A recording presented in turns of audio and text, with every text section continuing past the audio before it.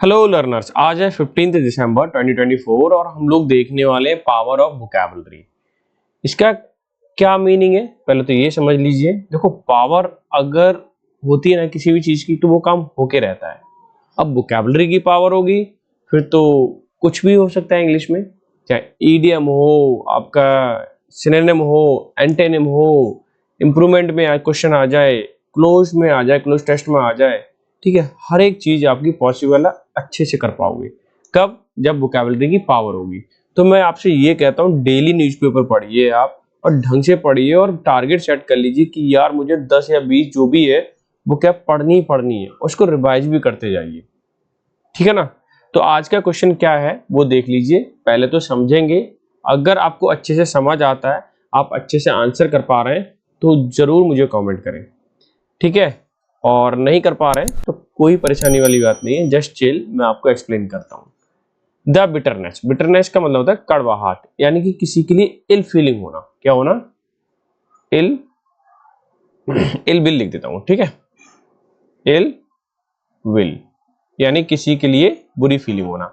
He has Harvard, Harvard का मतलब होता है किसी का गृह, किसी का स्थान होना, यानी कि उसने ना एक इल फीलिंग भरी रखी है, ये बिटरनेस भर रखी है।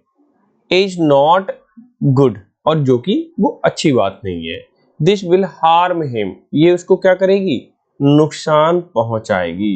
अब क्वेश्चन था और इसमें पूछा गया था जो अंडरलाइन वर्ड है इसका सिनोनिम बताइए।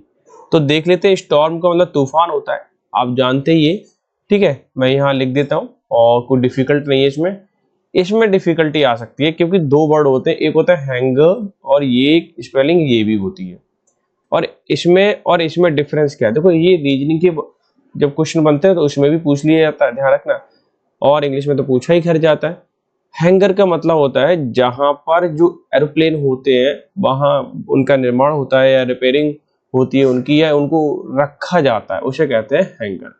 क्या स्पेलिंग है? HANGAR। क्लियर है? इत्मीनान से सीखो। दूसरा है HANGER।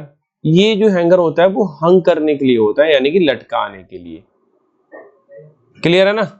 समझ में आ गया? यानी कि कोई चीज लटकाने वाला।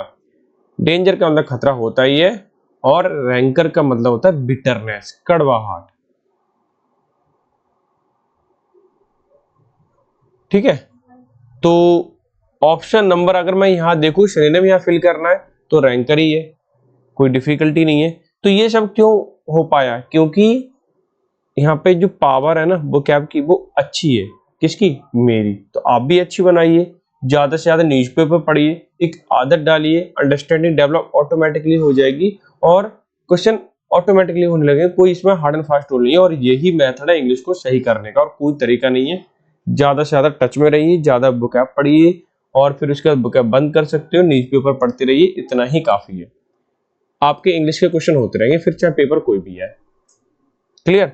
अगर सेशन अच्छा लगा हो तो ना लाइक शेयर कर सकते हो। मिलते हैं नेक्स्ट सेशन में, तब तक के लिए bye bye, take care, have a good day.